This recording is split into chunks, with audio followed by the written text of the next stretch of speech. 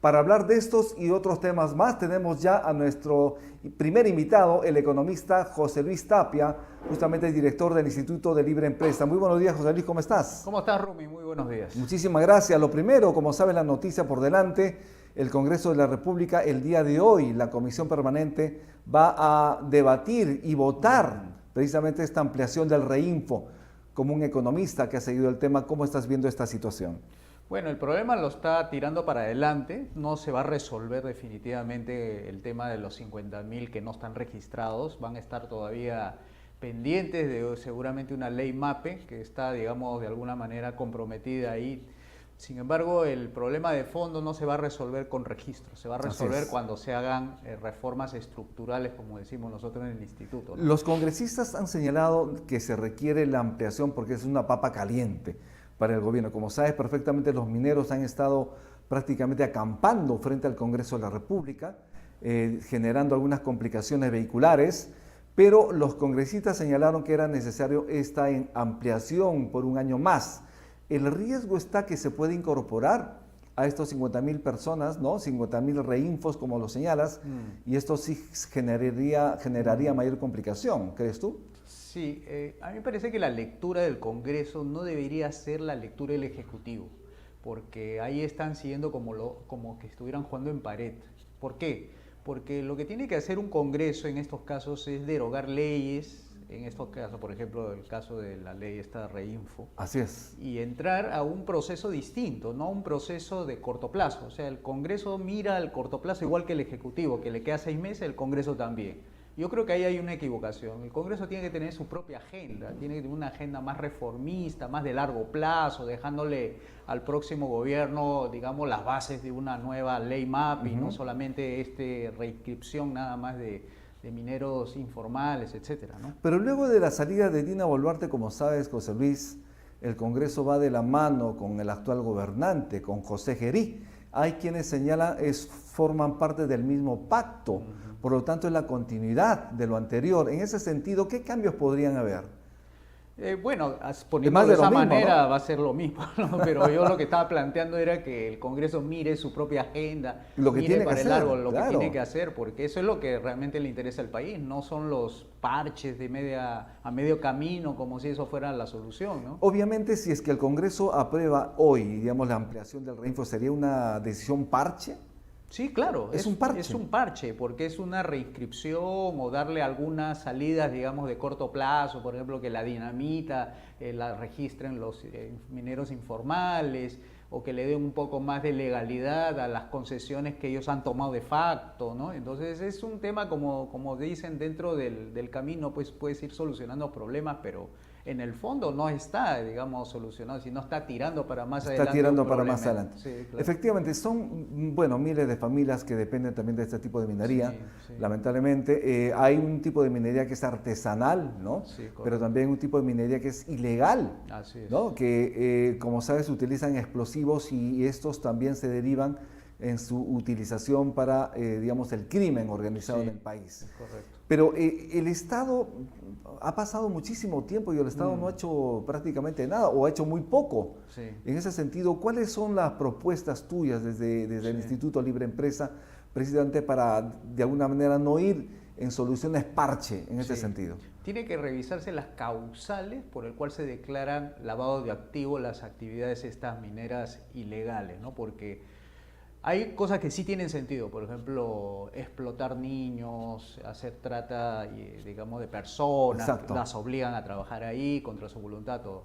Pero yo revisaría las otras, las que son del daño al medio ambiente. Por ejemplo, tenemos que revisar el artículo 6.6 de la Constitución, que no permite el aprovechamiento privado directo de los involucrados. Si alguien descubre oro debajo de sus pies, no es su oro. Si una comunidad descubre gas, tampoco es de la comunidad. Exacto. Si una persona encuentra cualquier mineral o recurso natural que pueda ser aprovechado, no, porque el artículo 6.6 le prohíbe. Entonces, en ese sentido, lo que nosotros vemos, los ríos ahí contaminados, la tala ilegal, es producto de justamente la irresponsabilidad del Estado, que no se encarga de eso y no lo va a hacer y no va a haber ningún cambio ahí. Entonces, ¿qué es lo que hay que pasar? Hay que pasar de un régimen estatal de la propiedad de los recursos, tanto del suelo como el subsuelo, pasar a un régimen privado. Pero eso significa hacer cambios fuertes, por eso te decía esto del Congreso, no puedes tú decirle al Congreso anda igual como el Poder Ejecutivo, jugando igual, porque eso requiere un cambio fuerte, como han hecho ahorita, cambio de 80 normas dentro de la Constitución, claro, así como se atrevieron a hacerlo, bueno, que lo hagan en el caso de la minería y hagan un régimen privado de la propiedad de los recursos, para que sean los privados los que tengan que negociar con las empresas que tienen el capital, pero no tienen la propiedad del subsuelo. Porque según la Constitución y las leyes del Perú, o sea, tú puedes tener el territorio, sin embargo, lo que está abajo es del Estado. Sí, así es. Ese es el problema. ¿Esto debería cambiar? Eso es lo que debería cambiar, por eso decía la revisión de las causales, porque justamente la ilegalidad se refiere a una de ellas, es, por ejemplo, ¿qué hacemos con los ríos que están siendo contaminados por este tipo de actividades mineras ilegales? Así es. Bueno, declarar privado ciertas zonas dentro de los ríos que sean de propiedad privada. Por ejemplo, ahí viven muchas comunidades, así como en el río Rima hay muchas personas que viven en las riberas. Tú le haces una proyección y le dices, mira, todo lo que está delante tuyo es tuyo. Entonces tú vas a defender tu agua del río Rima que va a pasar, el otro también, el otro también, el otro también, la fábrica, todos. Entonces cuando ya las personas saben que esa agua que le pertenece es ahí proyectado, entonces la gente va a defender lo que es suyo y le va a decir a la fábrica al costado, tú no me puedes contaminar, al minero informal, tú no me puedes contaminar, para contaminar vas a tener que pedirme permiso en todo caso, pero hay arreglos privados ahí que se pueden solucionar y no que el Estado, desde el Ministerio del Ambiente, de una burocracia dorada, creen que van a cuidar así los ríos, ¿no? Efectivamente, como tú lo señalas, esta es una norma parche, porque de alguna manera se está pateando el problema para adelante. El próximo gobierno la va a ver mal, en todo caso, va a ser una papa caliente para el siguiente gobierno. Por supuesto, claro. El próximo Congreso también, ¿qué debería hacer en ese sentido? Porque estamos hablando de una Cámara de Diputados y una Cámara de Senadores que va a tomar, obviamente, parte de la decisión en su momento, si es que, obviamente, este Congreso amplía por un año más el Reinfo. Sí, depende de quién gane también, ¿no? Porque, por ejemplo, si gana la izquierda, va a dejar la cosa como está y van a ser ellos los representantes de los mineros ahí legales, informales y todo. Pero si entra uno de derecha, bueno, debería hacer un cambio de ese tipo del 66, ¿no? Artículo de modificarlo y hacer aprovechamiento privado y hacer que los ríos, los bosques sean también de aprovechamiento privado, de defensa privada del ambiente. Entonces ahí recién el reinfo no tendría sentido, simplemente se elimina la ley y dejamos que los privados arreglen entre ellos y sacamos al Ministerio del Ambiente, Ministerio de Minería y todo ello, ¿no? José Luis, hace un momento señalaste que el Congreso ha cambiado más de 80 leyes de la Constitución, artículos de la Constitución.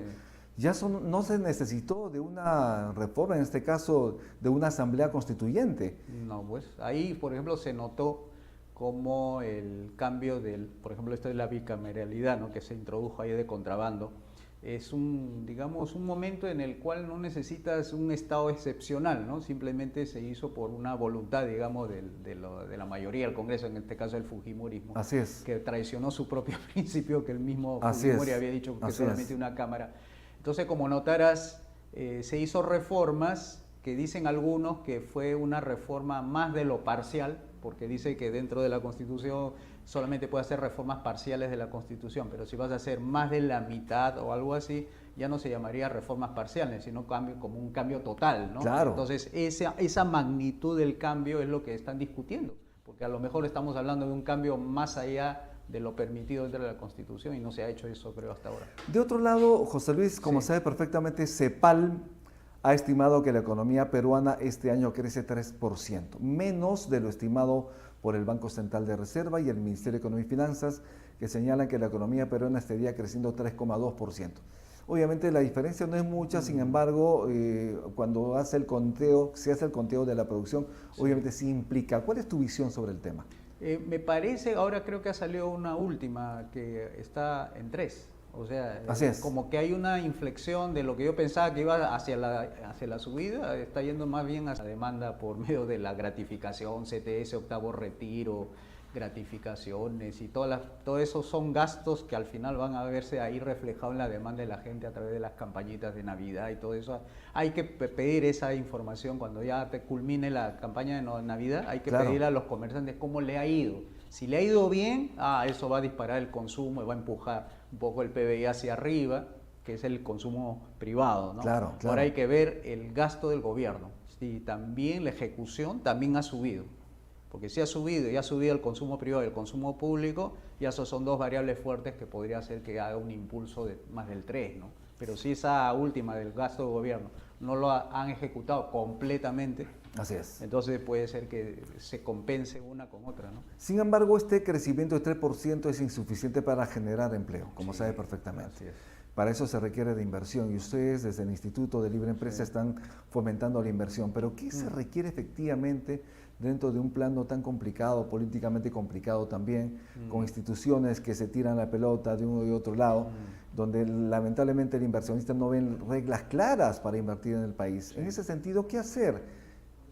Reglas claras pero justas, eso también, porque a veces todas pueden ser muy claras, bien escritas, bien puestas ahí, pero si no son justas, por ejemplo, eso de dar algunas exoneraciones a determinadas empresas del 15% de la agroexportación y el resto del Perú está igual, digamos, el 30%, eso no es justo, ¿no? Por más claro que puedas haber sido. A ver, José Luis, tú eres liberal. ¿Cómo vas a estar, al menos te veo, estás cuestionando, estás criticando la decisión del gobierno en su momento de facilitarle la vida a las agroexportadoras? Sí. Porque no van a pagar 30% como los demás sectores, sino están pagando 15% de impuesto a la renta. Así es.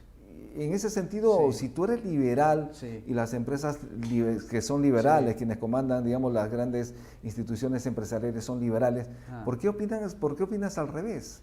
Porque justamente esas grandes instituciones empresariales no son liberales, pues lo liberal es el Estado de Derecho, es decir, yo sé que si ese 15% es para esa empresa, debe ser para todos por igual, por un tema de principio. No puedes tú tener determinados bolsones en la sociedad que tienen su privilegio del 15, yo pago 30, el comerciante, el pequeño también, igual todos 30, pero él paga 15. ¿Por qué 15? ¿Cuál es la diferencia entre él y yo? ¿O son castas o qué cosas son, no? Entonces, yo lo que propondría más bien sería, en lugar de hablar de 15 para uno, que es el 15 para todos, pues. O sea, pongámonos de acuerdo, si le ha dado tan buenos efectos a la agroexportación, ha sido demostrado ahí incluso con indicadores laborales que se han disparado, se le paga bien, bueno, hagamos lo mismo para todo el resto de la economía y digámosle al gobierno en forma conjunta, no queremos el 30, queremos el 15 porque así va a haber más empleo, más ingresos. ¿Significa que este sector ya no necesita de estos privilegios tributarios? Porque como sabes, este sistema se incorporó hace cerca de 30 años. Sí, correcto. Y estamos hablando además de una ley que tiene nombre propio, prácticamente Ley Klimper 2, y de esta forma se le está facilitando la vida a los agroexportadores. Pero ¿por qué no insistir en lo mismo para aminorar impuestos para todos? Sí, porque obviamente a mí me gustaría pagar no 30% de impuesto a la renta, me gustaría pagar 15%. ¿Y por qué yo no y los otros sí? Hay que nos cuenten pues los señores agroexportadores cómo han logrado ese 15% para ese mismo método aplicarlo para el resto de la economía y así convertimos a todo el Perú en una zona económica especial, pues, porque así se está pidiendo ahora que lo especial sea digamos, lo reglamentado. En ese sentido, pues tú te darás cuenta de que es mejor bajar los impuestos y no subirlos. Entonces hay que hacer los mismos esfuerzos, hay que preguntarle a los señores agroexportadores cómo han hecho su antesala en el Congreso para lograr los votos. Que nos cuente para el resto también de la economía los que queremos también pagar 15% para no pagar ahorita el 30%. Y creo que con eso estamos en Altavoz en Monitor, estamos en Tribu Televisión y estamos en Movistar y estamos conversando con el economista José Luis Tapia. José Luis, es importante crecer. Para crecer tenemos que invertir, obviamente. Sí. Los jóvenes están esperando puestos de empleo. Cada año, sabes perfectamente, salen 300.000 jóvenes a buscar un puesto de trabajo. Es parte de la población económicamente activa. Sin embargo, no se activan los nuevos motores en la economía. ¿Qué motores deberían activarse precisamente para propiciar inversión y también empleo? Bueno, para que se active esos motores tenemos que derogar más de 20.000 leyes, porque realmente con el modelo actual ya llegó a su límite, no puede crecer más del 3. ¿Y por qué? Porque la economía está estrangulada por leyes, o sea, cualquier ley es un costo, es una fiscalización. Entonces, pobres los microemprendedores, pues también están con las leyes hasta en la cabeza y encima le dicen, haz empresa, pero me meto a hacer empresa y resulta que es un infierno dentro de lo que estoy. Tengo que pagarle a la MUNI, tengo que pagarle al ministerio, tengo que pagar INDECI, tengo que pagar encima toda la planilla que está hecha como para Suiza. Entonces hay que cambiar eso, simplemente hay que derogar miles de leyes y eso implica todo un cambio radical. Por eso decía, casi todo lo que se ha hecho en los últimos 30 años desde Fujimori hacia adelante, han sido parches, no han sido reformas. Y eso es lo que necesitamos, reformas de verdad para que la gente pueda tener trabajo y bien pagado, porque tampoco es tener trabajo y mal pagado, ¿no? Sino bien pagado. Con todos los derechos como corresponde. José Luis, el Congreso le dio la facilidad al Ejecutivo para que pueda legislar en diversas materias. Entre ellos, el Ministerio de Economía y Finanzas ha señalado ya que esto va a posibilitar destrabar, digamos, obras públicas que está paralizada. Estamos hablando de muchísimo dinero. ¿Crees tú que con la delegación de facultades efectivamente el Ejecutivo va a poder destrabar esta obra pública paralizada? Mira, yo creo que lo que tiene que hacer el gobierno primero es aligerarse a sí mismo. Tiene demasiadas dependencias estatales. Porque eso de decir que se destraba la burocracia es como si ellos mismos se hubieran puesto los nudos de los pasadores ellos mismos, ¿no? O sea, se van a caer igual. Entonces lo que tiene que hacer es cortar esas leyes malas que no le permiten, por ejemplo, accionar bien, ejecutar bien. Y debería estar el Estado concentrado en pocas funciones, justicia, seguridad y obras públicas. Va a saber cómo va a lograr ejecutar al 100% todo desde los niveles regional, municipal, distrital y todo eso. Y avanza así el Estado ejecutando obras, no como que al final de año se queda con 30 o 40%. De otro lado, José Luis, como sabes perfectamente, las elecciones en Chile le han dado la victoria a un representante de la derecha, ¿no? De la ultraderecha además, hay quienes señalan, ¿no? ¿Cómo ves esta reconfiguración política en el continente? Bueno, va a haber cambios y creo que la mayoría de los chilenos quieren cambios, ¿no? El modelo actual de Boric, ese el de que se lo tumbó a todas las AFP de paso. Entonces dice, cualquier cambio que haga acá va a ser bueno en ese sentido, ¿no? Ahora hay que ver qué cambios va a hacer, pero no creo que vaya a ser a lo de Milei. Eso es lo que he preguntado a amigos chilenos, me han dicho que van a hacer cambios, pero parece que no van a ser tan radicales, ¿no? Por lo tanto, lo que ha pregonado en campaña electoral no se cumpliría, ¿crees tú? Es que le va a pasar lo mismo que a Piñera. No tiene mayoría en el Congreso el señor Castro. Ese es el tema, pues. Entonces no va a poder hacer reformas de fondo, las que él hubiera querido, porque yo lo he escuchado también varias veces, era más liberal antes que ahora ha aceptado de que ya no puede... Que no es tan liberal como lo decía hacer. Sí. José Luis, lo que sí sorprende y además es encomiable, digamos, la institucionalidad, ¿no? El presidente saliente, como sabes, señor Boric, le estrecha la mano, lo llama para felicitarlo y en el Perú no pasa lo mismo, lamentablemente. Quienes asumen el cargo, la máxima magistratura en el país, de alguna manera son ninguneados hasta en el Congreso. Ocurrió ya en varios casos y esto no debería ser así en el país. Deberíamos aprender de experiencias como la chilena, por ejemplo. Claro, hay que primero tirarnos abajo todo lo que se llama antis, porque eso del antifujimorismo, el antiaprismo, el antipepecismo, eso lo primero que hay que hacer es quitarnos eso de ahí encima, ¿no? Después ya, cuando esos antis salgan del escenario, entonces ya van a poder conversar. O sea, ya no va a ser sospechoso yo sentarme con una persona del lado del Fujimori, porque ya no se me va a decir que yo soy fujimorista y así, ¿no? El otro que se sienta con el otro, entonces ya pueden conversar. Cuando conversan, pueden tener más amistad de lo que tienen antes. Pero ahorita se miran enemigos, no se miran adversarios. El problema de cuando tú te miras enemigos es que te lo agarras en lo personal. Claro. Y en lo adversario no, porque adversario es posiciones distintas, pero puedes conversar y de repente converger en algunos temas y no todos, ¿no? Ese es el tema porque justamente cuando se negocia no se está viendo a los rivales, ¿no? Tú puedes tener diferencias respecto a un plan, respecto a un programa de gobierno, por ejemplo, pero no respecto a la persona. Una cosa es la rivalidad política y otra cosa es el encono, la ojeriza, ¿no? En todo caso, el odio, que lamentablemente hemos visto que esto prospera en elecciones parlamentarias, presidenciales, José Luis. Es correcto, además, la lectura que tienen que hacer tanto la izquierda como la derecha, pero yo veo más de la derecha por el problema es que le tienen una ojeriza a la izquierda al punto de declararlo como si fueran casi terroristas, o sea, sentarte con uno de izquierda. O sea, ¿me está diciendo que hay, entre comillas, más odio de la derecha respecto a la izquierda? Sí, yo creo que descalifican. Tanto es así que cuando gana, por ejemplo, alguien de la derecha declara fraude, pero el que alguien de la izquierda ve que gana el otro no dice fraude. Entonces hay unos antis ahí demasiado evidentes entre la derecha y la izquierda que no se puede ni conversar la izquierda de la derecha. O sea, son cosas como polos opuestos que no se pueden ni siquiera mirar. Entonces eso genera mucha violencia, violencia verbal, violencia Exacto. política, y eso es algo indecente para una política y sobre todo para un país que se quiere construir, ¿no? ¿Cómo debería ser la campaña política de cara al año 2026? Como sabe perfectamente, porque esto va a mover la aguja de la economía. O sea, cuando tenemos una situación complicada políticamente, sí se mueve la aguja de la economía y esto nos podría traer, digamos, desventajas. Como sabes, se frenan las inversiones y obviamente esto no genera empleo, José Luis. Sí. Mira, yo pensaría así, ¿no? Que le baje un poquito el elemento emocional seguramente a las recomendaciones que realizan los asesores a sus candidatos y que eleve un poquito la parte de propuestas para entrar en ese campo y poder discutir alturadamente digamos, lo que necesita el Perú en estos casos, ¿no? Que más inversión privada, por ejemplo, es necesaria, Claro. porque sin ese gasto no se va a crear empleo, no se va a crear ingreso y no hay mayor producción. Entonces, cuando eleven ese debate de lo emocional, lo pase a la propuesta, entonces ya tendremos un nivel de expectativas diferente porque ya no se verá como que eso de que lanzan la moneda y lo que caiga, o el Perú puede escoger hasta el pato Donald, como dice, pueden escoger. Claro. Entonces ya es más predecible. Cuando tú le das el nivel del debate, entonces los que están mirando, los que van a invertir, dicen, ya sé por dónde va el asunto. Pero cuando todo es emocional, Sí, pues. entonces no hay forma de saber si lo que se va a ir por un lado o el otro, el candidato, una tendencia u otra, no vas a saber qué medidas va a tomar. Y eso es lo peor, ¿no? Complicadísimo.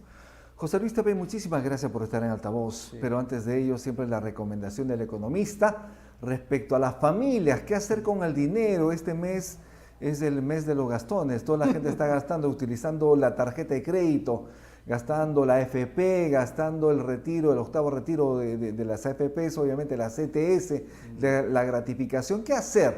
Porque obviamente vienen tiempos difíciles también, Sí, se viene la sí. época de colegio, ¿no? Sí, Pronto, correcto, ¿no? ¿Qué por hacer en supuesto. ese sentido? Primero, ahorrar, aunque parezca contraintuitivo, ¿no? Ahora que estamos hablando de gastos, le dice, no, ahorra.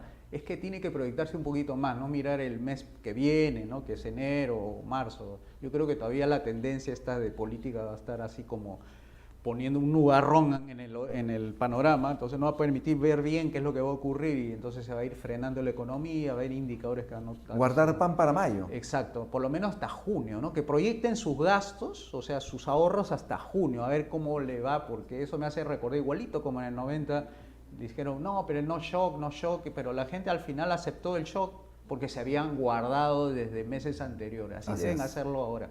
Importantísimo. Bien, muchísimas gracias, José Luis Tapia, por estar en Altavoz. Muy amable. Muchas gracias a ti, Rubén. Estuvimos con el economista José Luis Tapia. Él es economista, valga la redundancia, director del Instituto de Libre Empresa.